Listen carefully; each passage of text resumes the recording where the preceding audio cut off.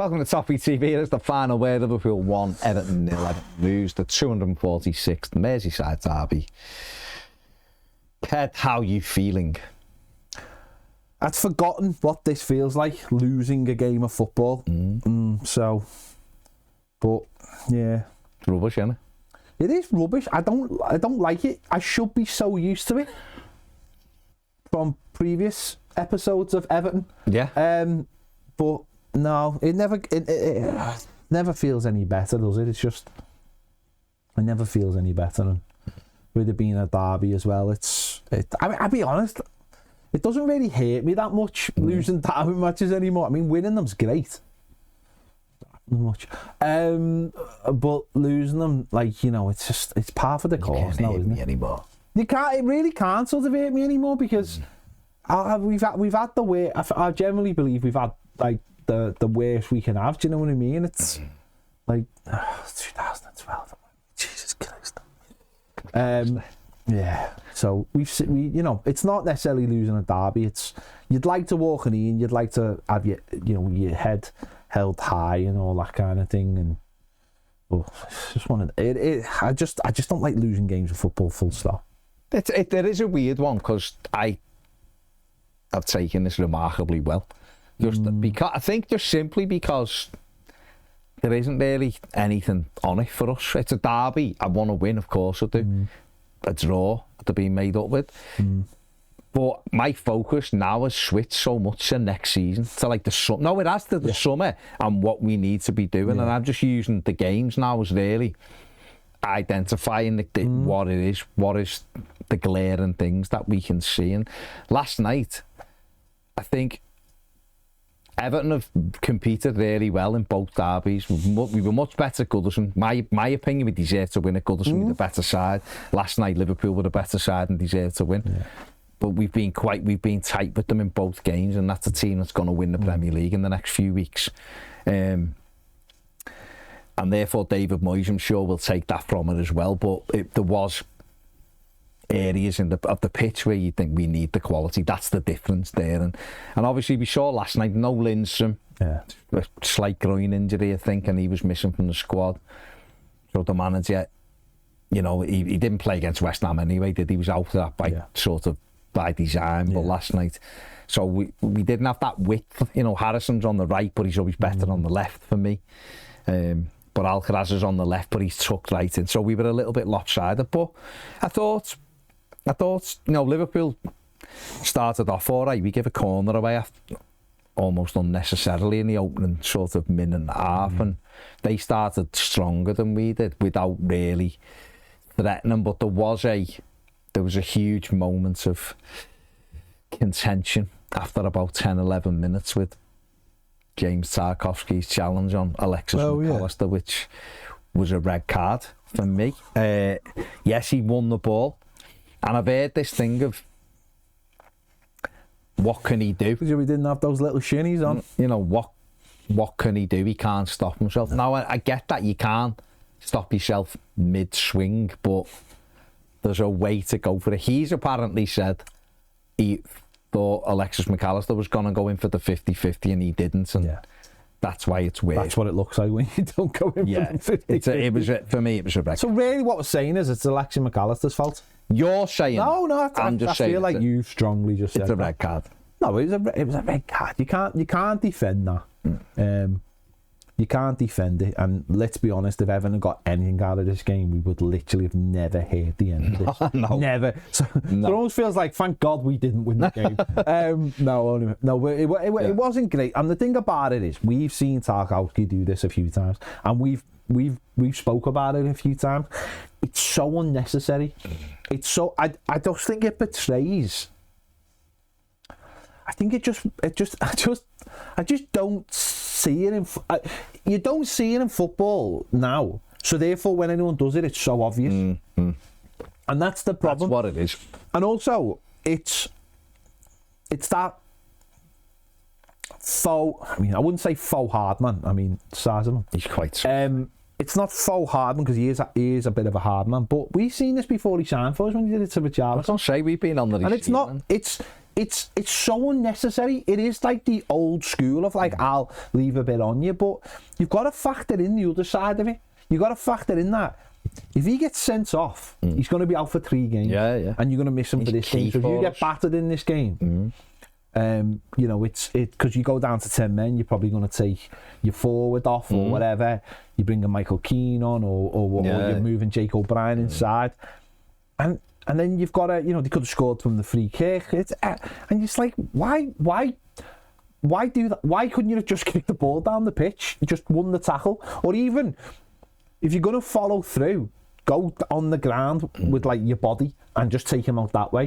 You're leaving your studs in. You've done this before, and who are you trying to impress? This is not the game anymore. This is not the game. And I think second half, or certainly second half, he was quite sheepish in the way he played, because I think someone showed him. I think he showed it, yeah. I think someone showed him, and he was just like, oh my God. Don't forget, we saw him the other week losing his head against United, not in a way of reckless tackling. When he'd seen the challenge on Mykolenko, he was furious when he came out at half time. Never seen that ever from a player before a ball was kicked. He was, and you could see he'd been shown it at half time, and you could see that he was like, you know, I've got away with it there. And listen, it's a derby tackle from 10 years ago. Jamie Carragher used to do this, and Steven Gerrard's done it, and Everton players have done it, and that was the derby one. It was win the ball, take the man as well if you can. That was what you did. We've played footy and been on the end of them many a time, because that's what it was. But when in a world where there's cameras and VAR, you've got to change it a little bit. Doesn't do that regularly, but I was astonished. I was astonished that VAR didn't say, because when it said going to VAR, how did he get away with this? I was astonished that he got away with it. It really was. And listen, I understand. I've seen people on Twitter and stuff talking about it, social media, and you've got people going, good old-fashioned derby tackle, and there's nothing wrong with that. And where's he? I was like, yeah, it's a good old-fashioned derby tackle. It's not a 2025. There's barely any tackling in the game, and that isn't what I think. What we're saying here is, there is. He does win the ball, but the rules have changed. But we're looking at it. I'm glad McAllister's all right. That's the first thing. But we're looking at it from the other side of it, going, the damage it could have done to us. Yeah, we were. As him out for 3 games, he's key for us. He really is. Look at like the Corey when he gets sent off in the last derby, and Moyes come out and, you know, said that's stupid, irresponsible. Well, you know, what would he have said if that? You know, I know Moyes said. He said at the time he thought it was a good tackle, but he did say after I've seen it again, it's not. It's a red card.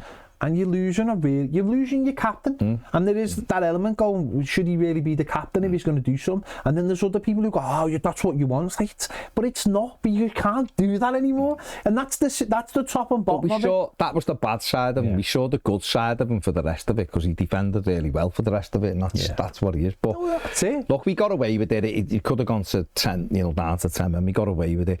And then Liverpool didn't cause us any kind of problems. I don't think there was one ball in which I don't know where Jordan Pickford went, but Tarkowski got an important he hooked it away. It was a brilliant clearance. Mo Salah had the header on the far post, which was a comfortable one. But Everton, then we started edging up, and obviously the ball in the angle, which put Liverpool in trouble, and we see that with Beto's goal. You know, it's a ball forward. I think we've got the thing of still of how close it is, and it's a ball knocked in behind, and it is fractions, because when... Not that anyone drew any lines. No, but and you're there, and Gary Neville saying it could be onside here, and he took it brilliantly. I mean, terrible defending from Van Dijk, and what the hell he was doing, really poor defending, and Beto shrugs him out the way, and he finished it really well, actually, with the outside of his foot, and just for a second, or for a few seconds, you're thinking, one up, you know, he took it brilliantly, and now this will be interesting. And it is, when you see it, it's so tight, isn't it? Well, you know, I didn't see it because I never seen it. But even on the thing, you can see it is tight, but I never saw anything with any lines. It's a good run, isn't it? It's a good run. I never seen with any, and again, once again, we're not going to get it in for another 10 days, are we? The weekend after this weekend with the automated. We need that in so we can see it properly. But he was unlucky. No, he was very unlucky because you gamble. No, where it's really unlucky is that they weren't trying to play him offside. They had no idea. No. It was just through absolute fortune You know, when defenders play someone offside, you know, they step up or they just see them going past them, so they hang back. But they had no idea, and that's what makes it even more unlucky. And this is his strength, though, isn't it? Yeah. Beto running. But I think the first half, it was about getting through the first 20 minutes, wasn't it? And then it was like we were playing on chaos. We didn't really. We were counter-attacking, and it was trying to get the ball over early because we're never going to beat them with pace. Even though a couple of times we did get in behind them, but the pass selection was terrible. But it was just that chaos ball, trying to get a ball in between them, and because they were playing a square line, it didn't matter which one it was. It was just about getting in behind them and. Beto can time a run as well as any. I mean, I'll leave for the offside, but I know, but that's no, I know. isn't it? But that's what I'm saying. It's not your son. No, what I'm saying is that's really unlucky because I'm always going to stick up for a striker because you've got to take that. You're making that instant. You're trying to stay in line yourself and you're making the run. He's unlucky. He's unlucky. I don't know why it's on you, but fair play. James is working hard. It's one of those things where it's you know we got in a couple of times and it's if he'd had his scoring boots on for the second one rather than the first one, then who knows where the game would. Well, that was, I mean, the second opportunity was, I mean, it was Van Dijk again hesitating and he back instead of going. I thought he was going to go to the ball and he didn't. He ran the opposite way and that meant Corey could get on it. The Corey's pass is terrible. It doesn't give Beto the chance he should have had because we were on the halfway line. He pulls away. If he slides it, he's in on the goal and he doesn't. He hits it in the air and he's got to sort of pull it down as he does. Van Dijk takes a wild swipe and he just toe pokes it past him. And then once he got away from Van Dijk, I'm thinking just get it past the goalkeeper, which he does. And you're expecting the net to ripple and it's the inside of the post and comes back. It's unlucky. It's millimetres again. If he'd gone the other way, he'd have probably scored to the other side.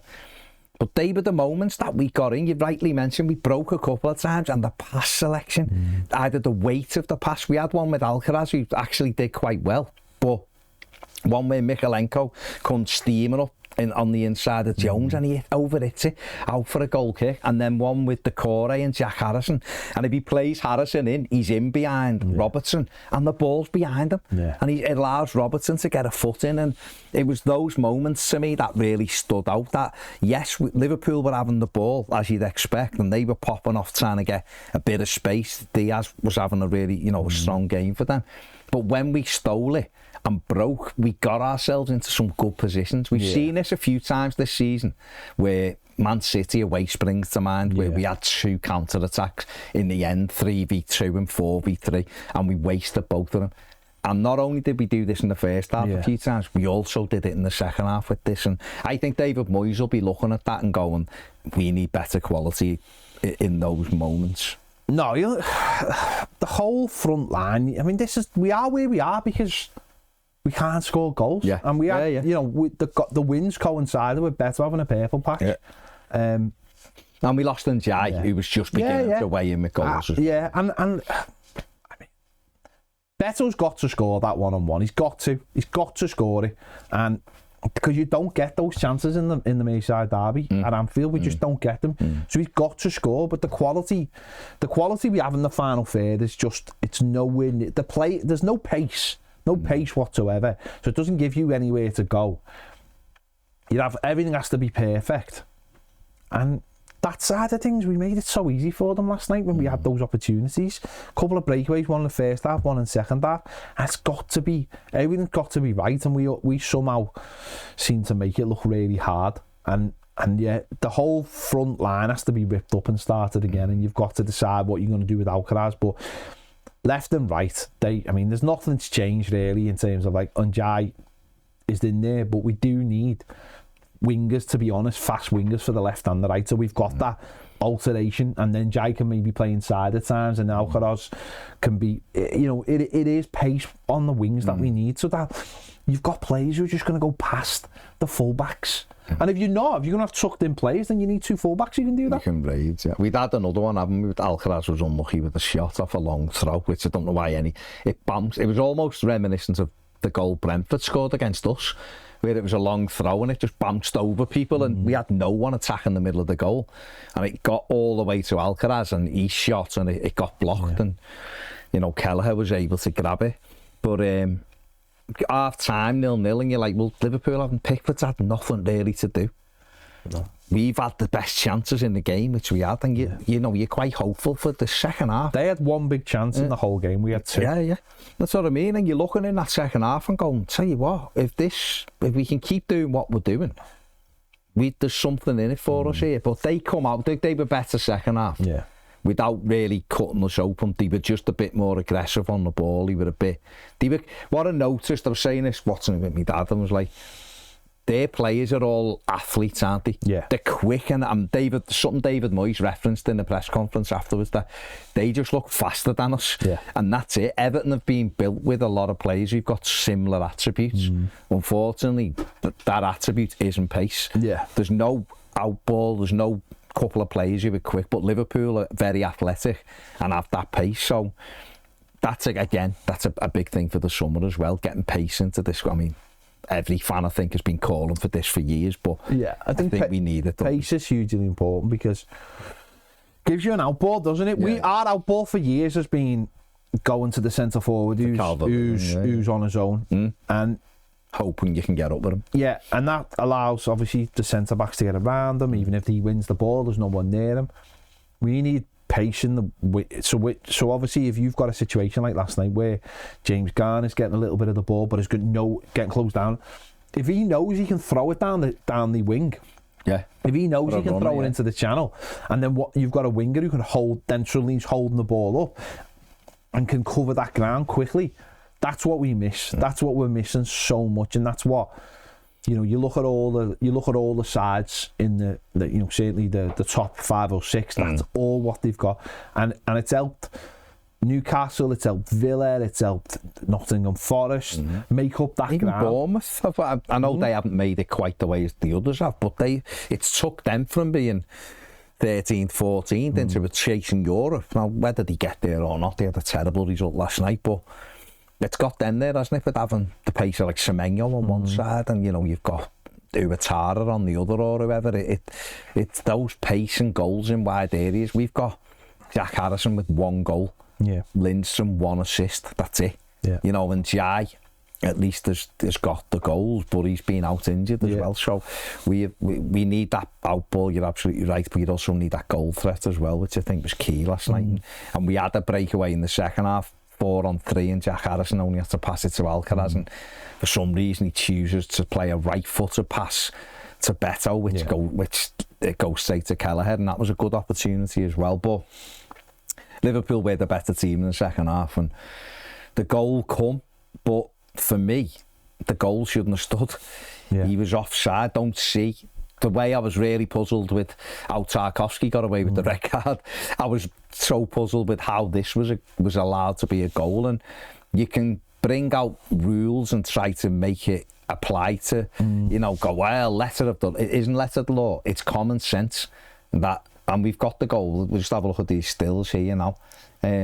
So we've got here, and we've got Luis Diaz is offside. So and he's coming back from an offside position. Tarkowski's the line. He's coming back from an offside. James will takes it on. The ball gets played now to where Diaz is. But Diaz is still on the shoulder of Tarkowski and still offside. So Tarkowski can't leave the ball. So he has to play the ball. We take it on. Tarkowski nudges the ball away, and Diaz is now next to him from an offside position, so clearly interfering. Take it again. It gets toe poked back. Now Diaz is actively back heeling the ball to Jota, and Jota takes it on. Obviously goes too easily past Gay, too easily past Branthwaite, and then Pickford, I don't know, tries to choose a corner when he should just react, and it ends up in the back of the net. And the moment that Diaz is behind Tarkowski to the moment Diaz back heels it is about 1.5 seconds. That cannot be right. No, it can't be right. The law in the first place is a joke. That rule is a joke. It shouldn't have us sitting here debating whether someone is active or is inactive.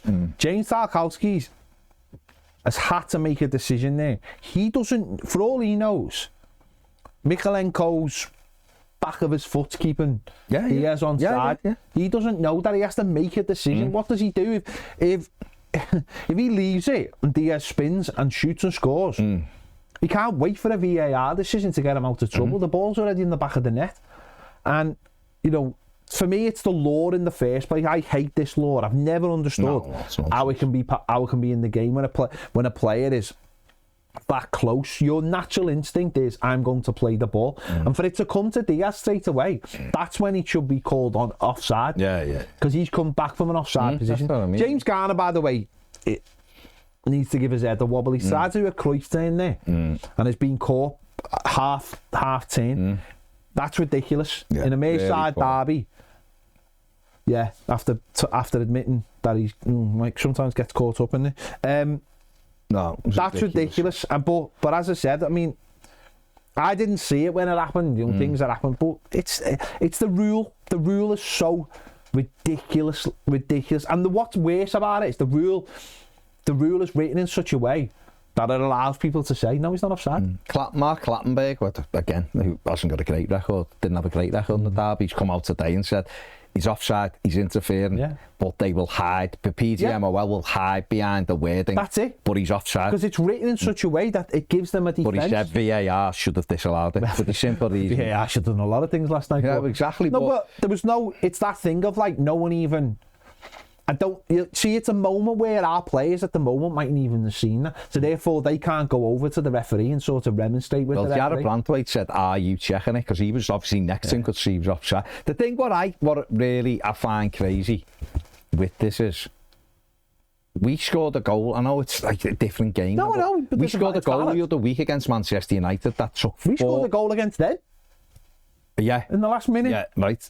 But the one, I'm going to United specifically. I could use the Tarkowski goal against Goodison, which was nonsense as well. But the United one the other week, they knew within something like 15 seconds Beto was onside. So they then started looking for other things that were wrong with it. Was Lindstrom offside? Did Lindstrom touch it? Was there a foul? Did Beto come back from an offside? So you forensically go through a goal for 4 minutes, and yet last night when the player is offside, clearly interferes, gets himself into an onside position 1.5 seconds later, and flicks a ball through. That's a goal, but a normal goal that nothing happens in isn't. And we saw it even. And this is something that happened to Liverpool. They scored in the Carabao Cup final. Chiesa, they look at it. They took longer to decide he was on, but he was clearly onside. And when they realised he was on, they then started going back. Was there a foul? Was there someone else in? But no, he's onside. The same as last night. He's offside. Forget the rule. The lad is offside. Yeah, I to be honest, I thought this wasn't going to happen anymore, because remember when it happened, when it was Man City, wasn't it, a few years back, and it was a player was standing behind the centre back, and I can't remember what happened exactly, but he basically did something that meant the defender had to react, and he said they were going to change the rule. They said they can't do, because he was I think he might have even like properly nudged them or something, which meant really something, and they went, no, he's not interfering, even though he nudged the defender or something. And I just the rule, just as we were saying there, the rule allows, the wording allows the referee and the VAR, whoever, like you were saying then, to be protected. It's written in such a way that they can say, no, he's not interfering. And that to me is that's the biggest scandal. They can go, no, it wasn't. And by the letter of the law, or the way it's written, you can say, no, that's fine, that goal. But all our eyes, and knowing how football works, the defender just simply can't leave it.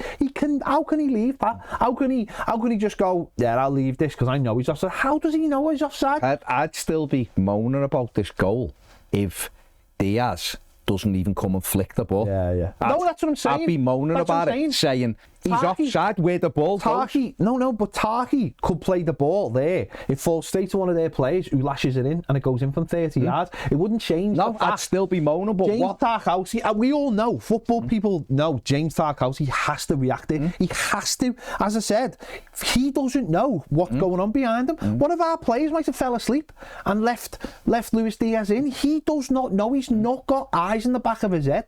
And that to me is where this rule is just, and the rules like this fall short, because they make football look like a computer game then, where it's all it's I know what it doesn't work like that. James Tarkowski has to react. He has to play the ball, and then Diaz flicks it. Yeah. So it's a double whammy really, and that's why it shouldn't have stood.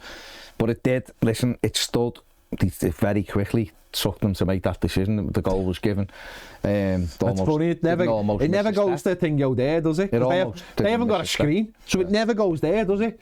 I know we won't have a screen, so it can never go to onto the screen. It was a bit mad, but there you go. The goal was given, and then Jota started acting like a spoiled child when he kicked the ball out for a throw-in and didn't get it, and that could have been I know I've seen it.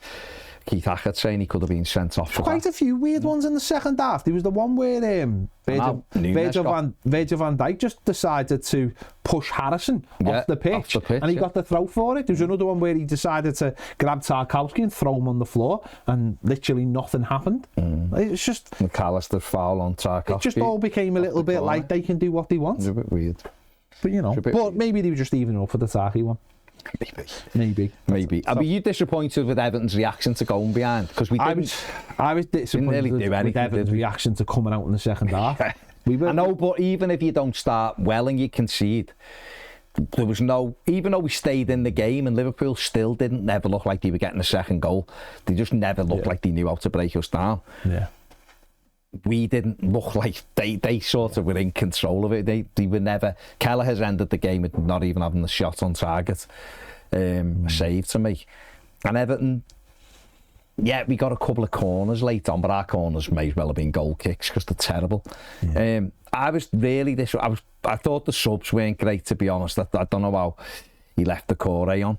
As long as he did, I thought he should have changed that aspect to give Liverpool. If you ain't going to try and win the midfield battle, which we weren't, either been better, we are just going long for the last 15 and we're having Brozier, Beto and Chimiti had that entry up and just knocked it long and gone, let's cause more chaos, because that was the only thing that upset them in the first half, and we just sort of made changes that were very similar and it didn't really achieve anything. The Corey's numbers for his challenges last night were really good. So I'm not saying, but maybe it would have been an idea to just say you're sitting in, he's just sitting in here with a Disagana Gay, and then you've got energy in midfield, and then say maybe and then just where he was playing. But what at the subs, I didn't quite get where everyone was playing. It just felt like everyone just got on the pitch. Well, Brozier went up front, didn't he? Yeah, that's what I mean. Beto didn't sort of know he's going off, then he. Brozier went up front. Ashley, I've loads of time for bringing Ashley Young on in certain situations. I didn't think that was the right one. I didn't understand that one he put him on. Obviously, he wanted to get Jai on the pitch to get him, A, because he's good on the ball, but B, to get him back into it. It just didn't really make any difference either as well. So and I know that you can give Liverpool credit for that, but I think it was more what we just didn't sort of do anything with it, and that it allowed the game to sort of peter out a bit, didn't it? Yeah, I don't think Njai should have come on first. I think maybe the Brozier sub, maybe with the Chimiti, should have come on first and gone different, tried to do something different up front. Yeah. And I think that possibly could have been the change we looked to have made, even swapping Jack Harrison from one side to the other maybe, and just Brozier on the right going with Chimiti up front or whatever. I think he got the subs in the wrong. The idea of waiting for the last 10 minutes for Brozier and then Chimiti, and I just didn't think that worked. And there was no impact from them whatsoever. They barely got a touch of the ball, which meant the structure of how we were playing needed to change. And it didn't. I just thought we were really poor second half. I just thought we got Liverpool just sort of looked at it and went, we need to change how we're going to play. We need to just have a bit of structure and just get a goal and then maybe just sit on it. It wasn't Liverpool throwing everything at us. Yeah, they had a lot of the ball, but they weren't throwing a lot of. They weren't like Pickford. I don't think they really play like that anymore, do they? They're more reserved, aren't they? To get the goal and they've seen a lot of games out like that, haven't they? And I think that was a disappointing aspect from us. We didn't really ask them any questions late on. And I don't know. We had no idea. We run out of ideas, but we had the subs as an opportunity to change the ideas, and it just felt really flat. It just felt like it wasn't our game, and it was almost like the players had bought into that. You know, sometimes you get that, and we talked about this in the preview. I'm not thinking like it matters more to Liverpool to win this game, and it felt like second half it did, and it was almost like the players were a bit like, yeah, 1-0's fine. I think when he went one behind, I think the belief probably went a little bit. They could get something out of it, maybe. Not like I would say maybe like overawed, because I don't think that's the right word. Because I've seen Everton teams overawed at Anfield before. I don't think it was that. I just don't think we didn't get closer to Beto. When we broke, we used the wrong ball. They upped it a little bit second half. Don't get me wrong, they did, but that's where we should have changed maybe what we were doing. But listen, it is what it is, isn't it? We had the corners and they were dreadful near the end. That should have been the moment. They were nervy as anything. Terrible. And the 2 corners we had were terrible. Long throw and then the corners really. Set pieces all night were really bad. Like that, kept on doing that, like lofted ball to the only back one post. that was all right was the one where Alcaraz headed it, and if he left it, I'll tell you what, he was on his own. That chance though for in the last minute of the last touch of the ball in the first half. That's it. If he leaves it, Brantwaite's but even Alcaraz, he should have hit the target. He should be hitting the target there. That's a big chance. Free header. That was I think that was one of Everton's big chances. He was on his own, middle of the goal, wasn't he? Headed it wide. You couldn't believe that he never got that on target. But heads it straight, he scores. It just wasn't our night at all.